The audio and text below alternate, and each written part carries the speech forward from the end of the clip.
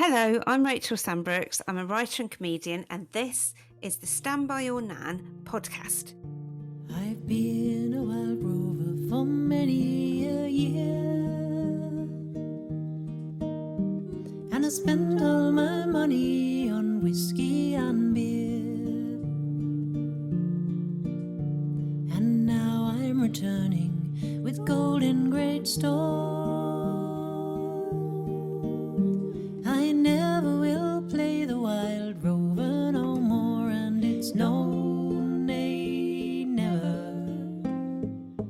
No, nay, never, no more will I. Hello, welcome to episode 7 of By Your Nan. Nandy Warhol. It's all about how my nan discovered art in her older age. This episode's a little bit different. Instead of interviewing a guest, I ran a workshop on storytelling for older and younger people with Holborn Community Association. I work there as a creative writing tutor, and I recorded their stories of grandmothers. It's amazing to think how workshops like these were never freely available before, but now they're a mainstay of access to the arts. Keeping arts alive is really important to me, and I hope it is to you, and that you really enjoy listening to the shared stories from our participants. But first, all about Eve and my nan's lifelong dedication to education.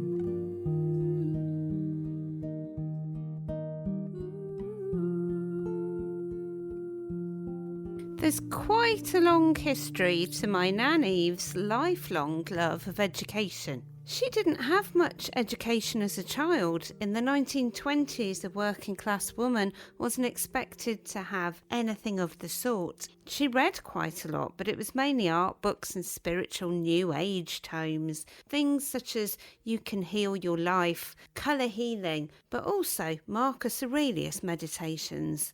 She never gave up learning, seeing it as a gateway to a full life.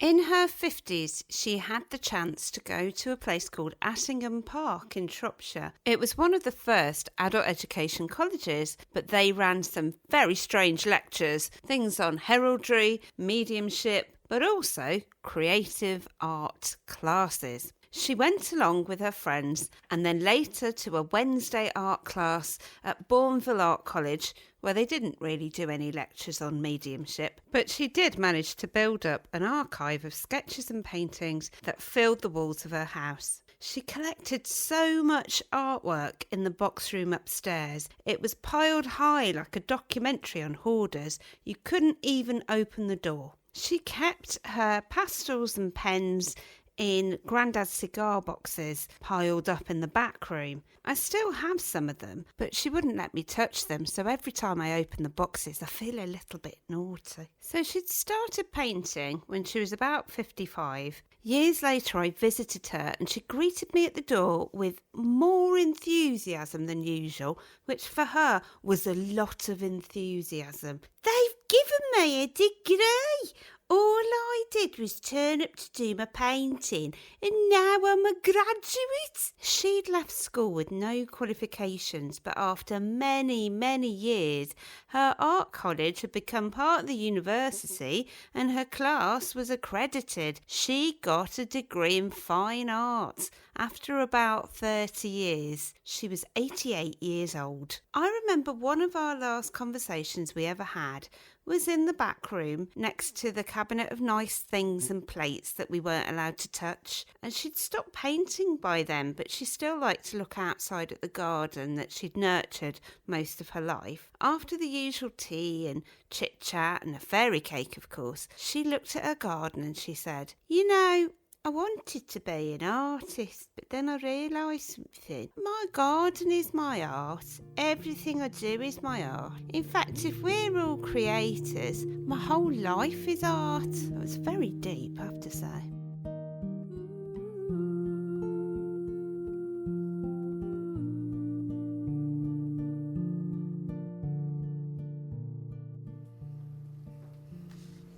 Hello, I'm Janet.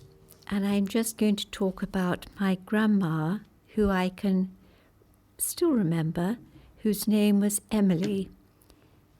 She was born in 1875.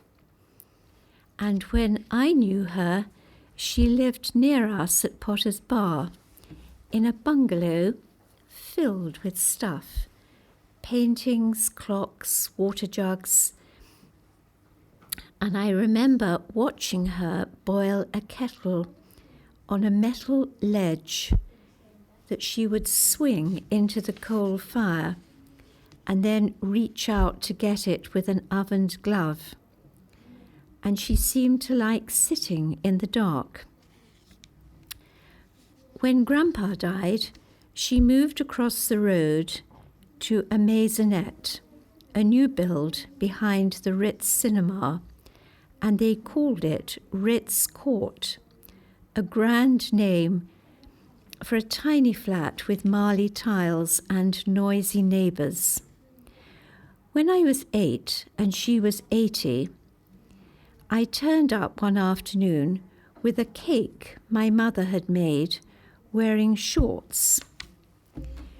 And she put the cake down on the kitchen table and told me very disapprovingly what she thought of little girls wearing things like that. She also had things to say about women with red fingernails, but my mother was in complete agreement there. Red nail varnish was only worn by prostitutes. It didn't look quite nice, did it? Well, actually, I think it does look nice. I always wear it. Oh well, I suppose that's just a generation thing. Now I'm older and I see young people wearing things I don't like. I try to keep my opinions to myself.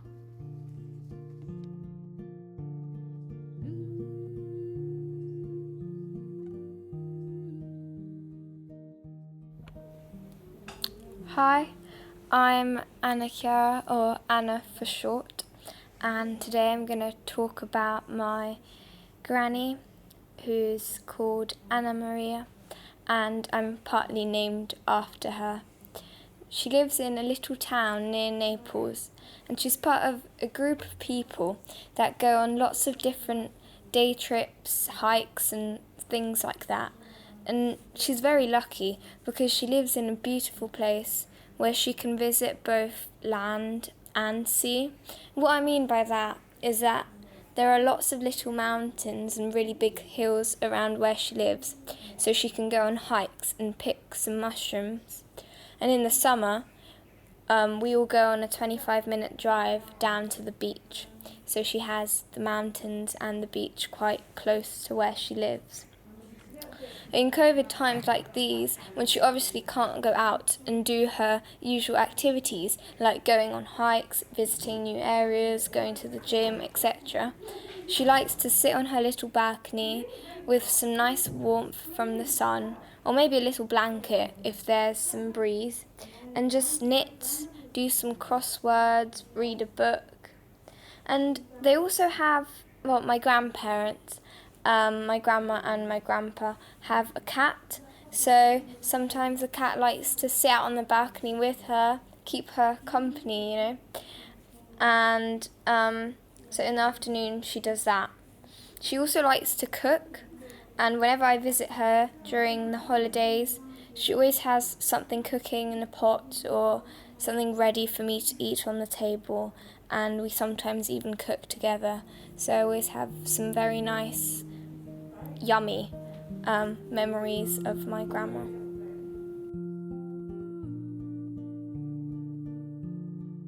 Okay, I'm Barbara, and I'm going to be talking about my grandmother Nellie, who I didn't really know very much about at all because my family were very secretive about their backgrounds.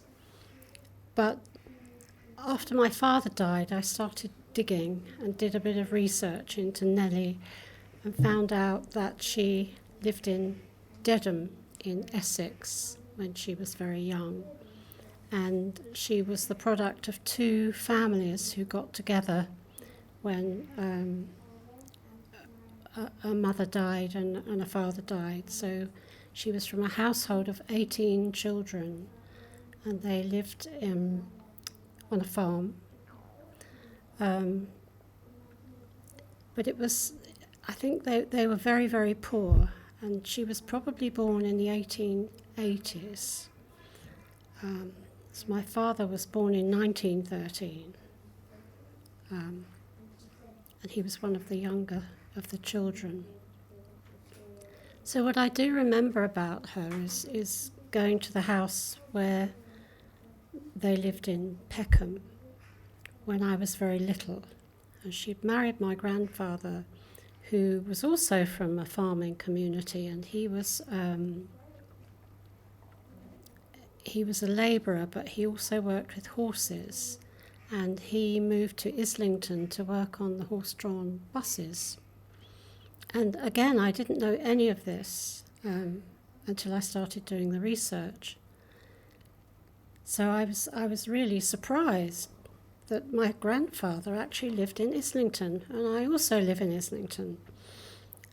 So a real coincidence. But going to my grandmother's house, my grandfather's house, when I was very little, I remember going in the front door and there being a very, very tiny hallway and being ushered into their sort of main room. But I say main room, but it was so tiny that the dining table took up most of the room. So you had to edge around the table in order to find a seat. And my memory is that my grandmother would usually be sitting in the corner of the room on a sort of a box, not exactly, it didn't look like a chair, but she'd be sitting there. And she was very deaf, so anything my grandfather said was a shout. And I was quite terrified because I was never sure if they were having a fight or arguing or what was going on. And of course I was too young to ask. So Nellie, I'm not sure what kind of a life she had as a young woman, but I imagine that being on a farm, it must have been really hard for her. And then coming into London and marry my grandfather. But the house was a 2 up, 2 down with an outside loo. And when we went there, I remember that my sister's job was tearing up newspaper into squares, which was then threaded onto a string. And that newspaper was then hung in the toilet. That was the toilet paper. So that was her job, and I'd be fascinated by this. And my mother didn't like going to the house. She felt that it was a bit beneath her. She was a bit of a hyacinth bouquet. But they still had gas lighting, so when it got dark, the match would come out and they'd light the lamps and fiddle around to get the right amount of light. And there was also a crystal radio set in this room, which took up a huge amount of space, which is I didn't know what it was at the time, but later on I learned that's what it was. So in this tiny house there was my grandfather, my grandmother, and 4 children, and they also had a lodger.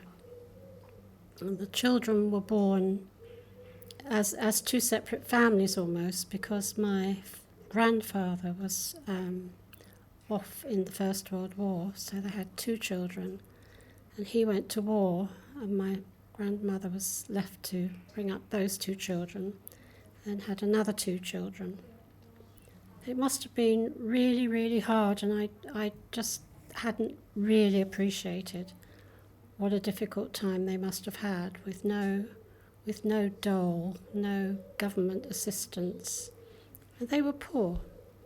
But in all this, they still kept the one room at the front of the house, which they called the parlour, for best. And nobody ever went in there unless it was Christmas or a birthday or a christening or a death, where whoever it was would be laid out in that room. So I have this feeling that I would like to have known Nellie, because she was never heard, and she was really never seen in my memory anyway.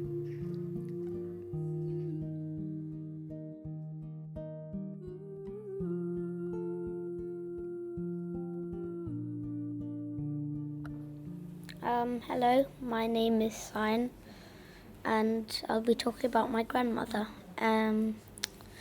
My grandmother was born in a small house in Cyprus, and when she was a toddler, maybe coming into like teenager, maybe, she moved into London, and she got married to my grandfather when she was 21. And my grandfather owned a food store, and she ran a little clothing store. And then about 10 years later, she had my father and my uncle, his brother. And when my granddad was about 44, he died in 1986, and in 2019, my grandmother went to visit her old house in Cyprus, and it was very crushed and broken. And she said you wouldn't be able to like restore it or live in it. And then she just tells me more in depth every time I visit, if I'm just wondering. And yeah.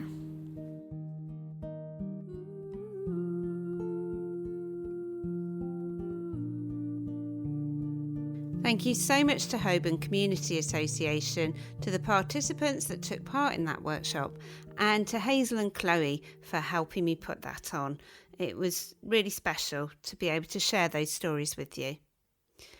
When my nan died, she'd collected a lifelong amount of bric-a-brac, and not so many people wanted to take away the New Age stuff. So I held on to some of it, books about colour healing, her yoga books, a jade statuette of Confucius that she had on a shelf, and costume jewellery that I played with as a child, which I thought was treasures, and now it looks like tangled bits of old plastic. And in the cigar boxes that she'd kept her art materials, in one of them I found cassette tapes with titles of New Age lectures on that were handwritten. So she'd obviously done a tape-to-tape recording of them. Things like Consciousness in 1962 and The Work from 1950s. All in her handwriting. She'd sat in her room and borrowed someone else's tape and recorded it at exactly the same moment. Click record with 2 tape decks, sit quietly so it doesn't pick up any sound. And I listened out to hear whether she'd recorded herself speaking, but she didn't. However, I could hear her footsteps in the background.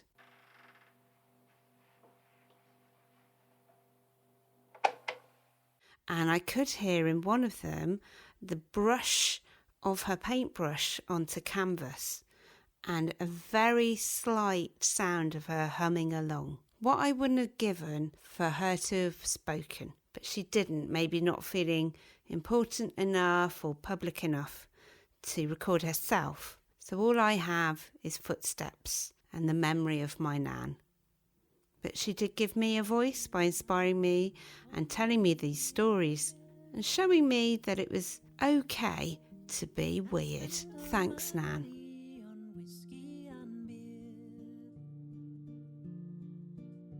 Stand By Your Nan has been written and performed by Rachel Sandbrooks, co-produced with Steve Keyworth, and with music by Lewis Barfoot.